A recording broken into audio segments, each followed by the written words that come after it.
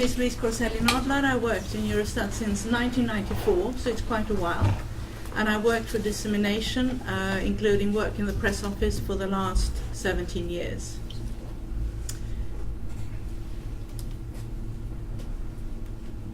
So what will I talk about today? First of all, I will talk about what is Eurostat. Maybe all of you know already, but then you might learn something new anyway. And Eurostat, and we are part of a network, which I will explain what it is, the European Statistical System. Secondly, what we just said, the importance of comparable statistics. So we don't compare apples and pears, but we compare only apples, between apples. What kind of statistics do we have? And how do we get them out there? Because we need to disseminate them. We need to, people like you need to get these statistics. It's no use if we sit up there in Kirchberg on all the data, you never get them. And then last but not least, I will give you some few examples on data we have, where we have targets, how these data can help to evaluate different European policies. I can of course only talk about European policies. I know you have a lot of projects that you want to evaluate, but you can always ask me whether we have the data or not, of course. And you can also contact us bilaterally if you need. So, first of all, who are we? What is Eurostat? Eurostat is officially the statistical office of the European Union. And we are in fact part of the Commission. Our commissioner is Marianne Thyssen. She's also responsible for employment.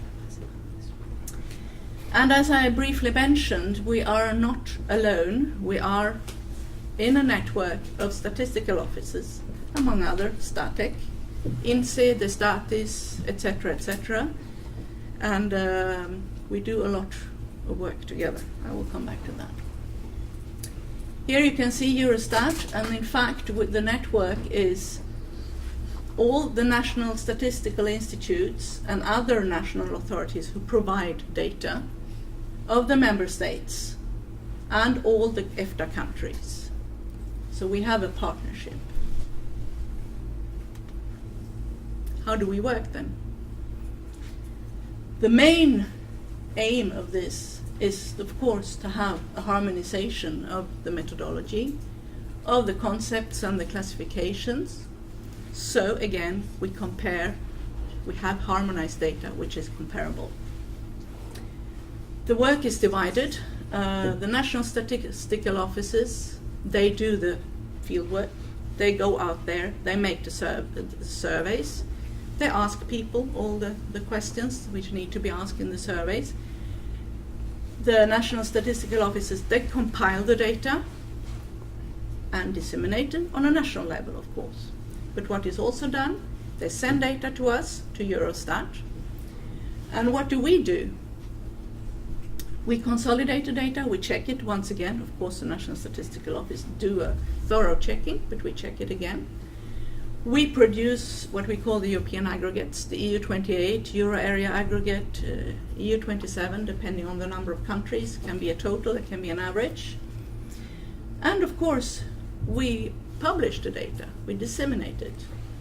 And we then disseminate data for these EU aggregates and the different member states. Again, I'm coming back to my fruit, but it's very, very important for us. If you would like to have the unemployment rate of 4 European countries, you can go to the different national statistical offices. And of course, their unemployment rates are completely right, well produced, etc. But if you want to compare between them, it's not necessarily that the methodology behind is the same. Therefore, I would suggest that you go to Eurostat, where you can get, for example, the unemployment rate for all the member states, and there you can be assured that it's relying on the same methodology. Another importance, what we will talk about more later on, is for evaluation of projects, of policies. For example, Europe 2020 is a policy which is very important for Europe, and we can see the different parts of that policy, education, employment, etc. And we have data which corresponds where you can evaluate whether these policies have turned out well or not. I will show you some examples in the end. We also have the priorities of the Commission, the Juncker priorities as we call them, which started in 2014 and which will be until next year. These are 10, and you can see there in blue the different data we have which can be used to evaluate the policies. In fact, we have done, I'll talk a little bit more about that later on, for the Energy Union and for the Digital Single Market, we did 2 specific publications on that.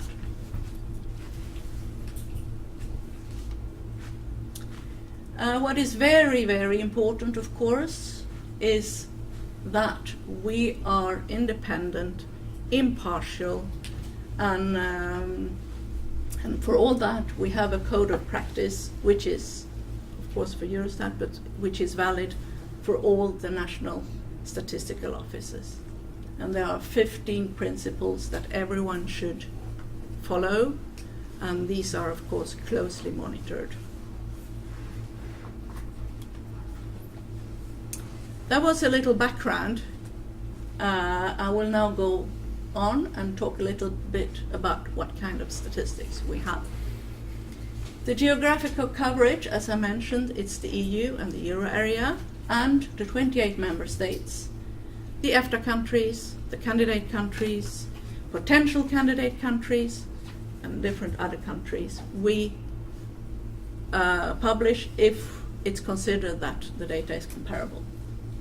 We have a lot of data. I always say, if I may say so, it's a gold mine. You can find so much on our website. And this is a little bit of what we have. I will not go into detail because then I will have to stay here until tomorrow.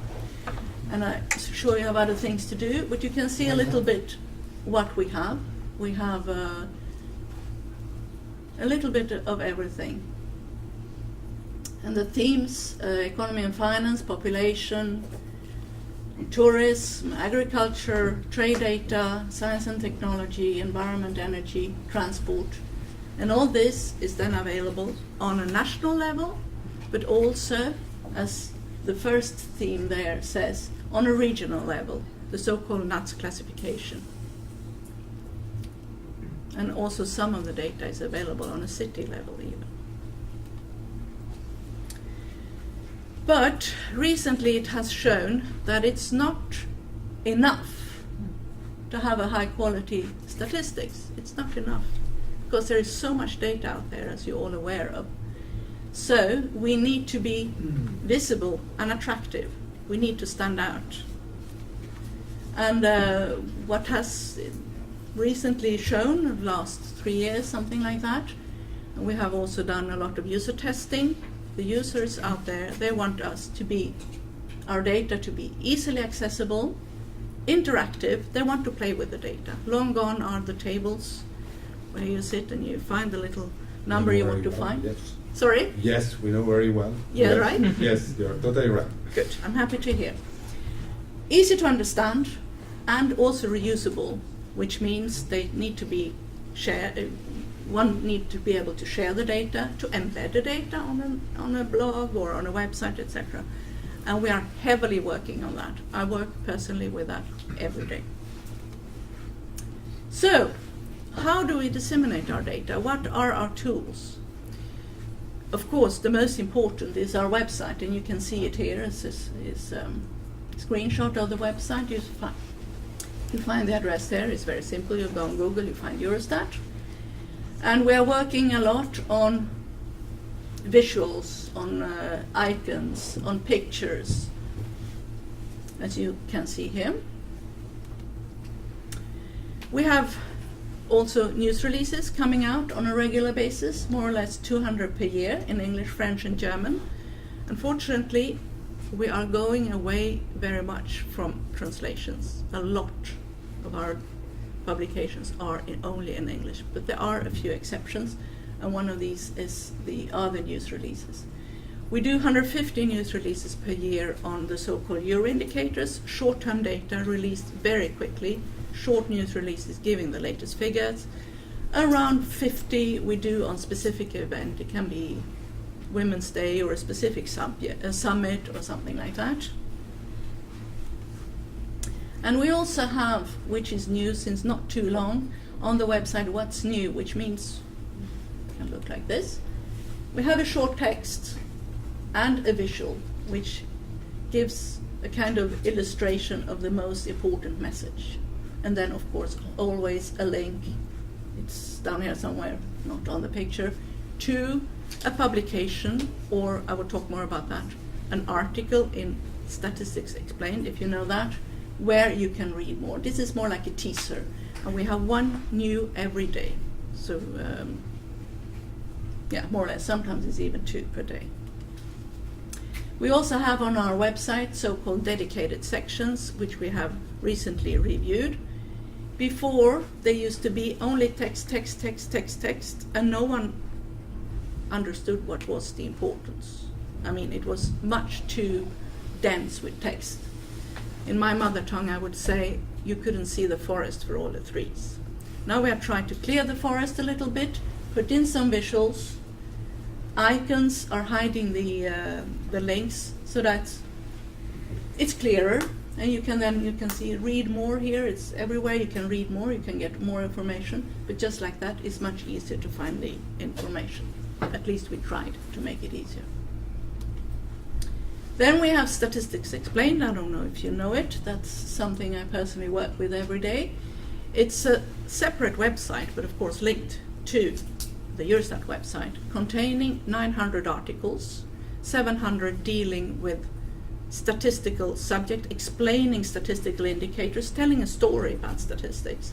And from there, you then have links to further information. 200 of the articles are describing more methodological issues. And also there, we try to be a bit modern, so we have just recently, a month ago, changed the look of the articles. It used to be long articles with a lot of text. Now we have it more visual, with a visual element, with expandable subtitles, etc., etc.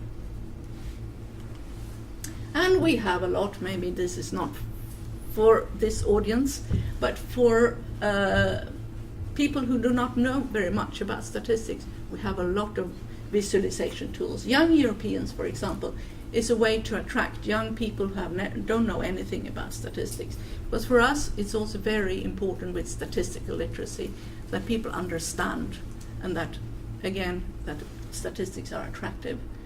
So these are just some examples.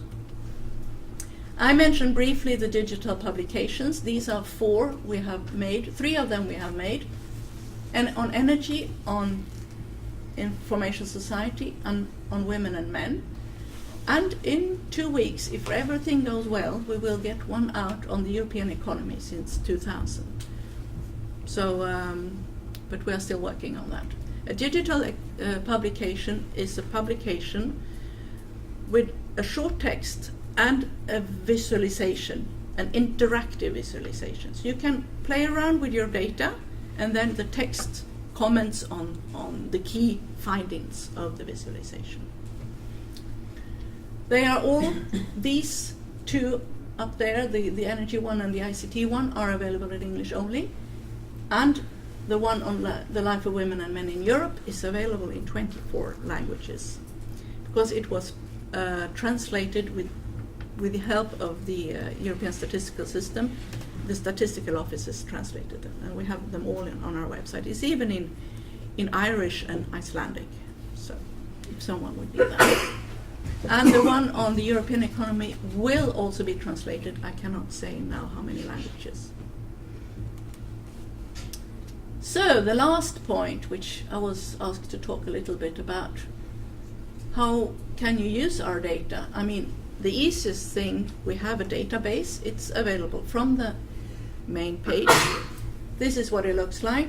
What I need to warn you, if you go in there today, and then you go in there at the end of the year, it will not look the same, because we are restructuring it. But of course the content will be the same. From there you can then make extractions according to the different themes. We have first of all the database by theme, which is very, very detailed. You can find a lot of things with a lot of cross-tabulations. The second part there, tables by themes, is predefined tables that we have put in place according to the needs of our users. There you cannot play around with the data. And the last part, the tables on the EU policies, are data which can be used to evaluate or monitor the different European policies. Some examples, for example, this is a predefined table. If you are interested to see how the employment rate is doing, according to Europe 2020, then you should enter Europe 2020 employment, and then, I don't know, you can't see I can't even see the data from here, but up there at the last line there is the target, which is 75 for EU for 2020, and I think it is 72.1. I can't see from here. But anyway, you can see the evolution of the data, and you can see the target for the EU for the different member states. Another example, also for Europe 2020, is tertiary education attainment. What is the share of the population who has attained a university degree? The target is 40%. The population 30 to 34, I should add. And we are very, very close. It's 39.9. So it's not much left. And then you can see also the targets for the different member states. Another one, which is very important, is the Maastricht criteria for government debt. That it should not be over 60% of GDP. And there we have the easiest way to look at that data is to look into the news release. We publish it twice a year in April and October, and then there you can see the result of the different member states who are below and above the 60% criteria of GDP debt. Do you have any questions? Here a short reminder of what I talked about. Any questions? I would be happy at least to try to answer them.